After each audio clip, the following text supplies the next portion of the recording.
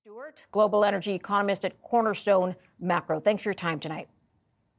Hey, good evening. Actually, it's Piper Sandler now. We were acquired by the Piper Sandler Bank. So just a small correction. My apologies. No worries. Let me ask you about Canada and then actually North America and how much this country first relies, if it does at all, on Russian gas or oil.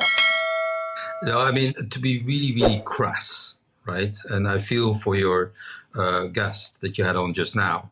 But if we limit this conversation to just pure economics and business, just to, again, be very crass, this is good for Canada.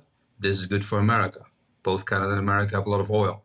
Very few places outside of Russia have the ability to grow their oil and gas supplies, and the world now needs to grow those supplies. But does that or can that happen quickly if Canada needs or America needs to ramp up?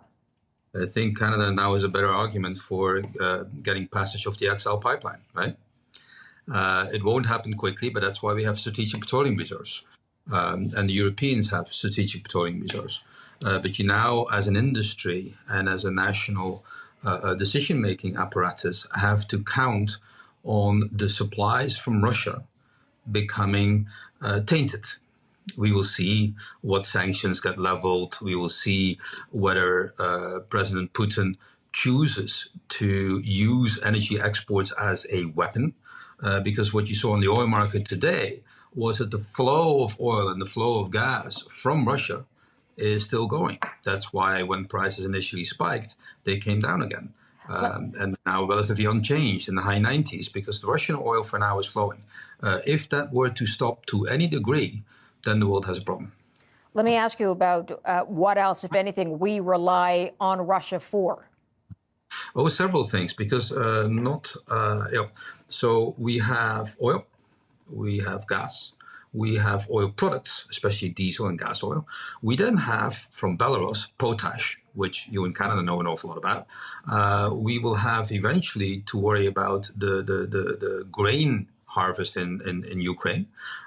We have aluminum, we have coal, we have iron ore, we have all sorts of stuff coming out of Russia. Incidentally and additionally, especially Europe sells a lot to Russia. So the economic ramifications of what is now happening are very many. So Europe obviously closely aligned because of the geography here. What countries specifically in Europe you think will feel this the most? I know Germany's one of them. Well, I mean, what your prior guest suggested was to embargo Russian energy exports. That would be shooting yourself in both feet if you are any one country in Europe. Now, what exports a lot to Russia, including its former prime ministers, is Germany.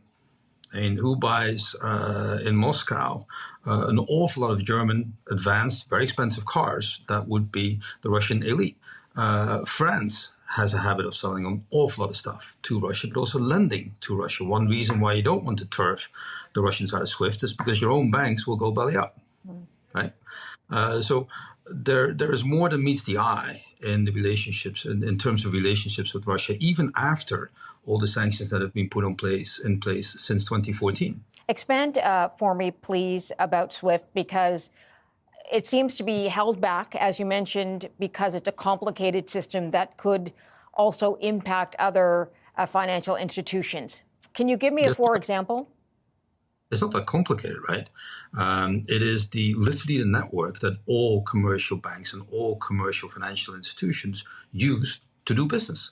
So if you turf Russia out of that, then everything and everyone that does business with Russia, private institutions, giant banks, and so on, will have real trouble doing business with Russia. You lose that much business, and the Russians lose the ability to pay. What happens to all the debt that was written and that is owned by Russian entities? The beauty of the thoroughly intertwined network of commercial relations that we have had around the world since Bretton Woods of 1943 is that everything is quite literally intertwined. If you hurt the other person, you automatically hurt yourself. Yeah.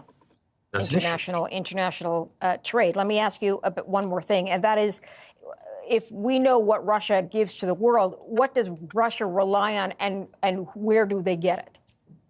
Well, that's what was very neat and surgical about the sanctions that were put in place today. Russia imports far and away the most of all the stuff that it really cares about from NATO countries, Germany, France, but also the United States, also Canada. And it's especially valuable to Russia is all the stuff that they cannot do themselves. That would be, really important things like microchips. That would be all manner of other high tech. That would be all sorts of machinery and engineering products that especially Germany is extremely good at manufacturing. So it's high tech and the high tech stuff, whether that's software and or hardware and high value engineering. All of that Russia does less well. Jan, and all of that okay. Russia. Jan, sorry, I've got to leave the conversation there. I'm out of time with you, but thank you, sir. Appreciate you weighing in on this with your expertise. Anytime. All the best.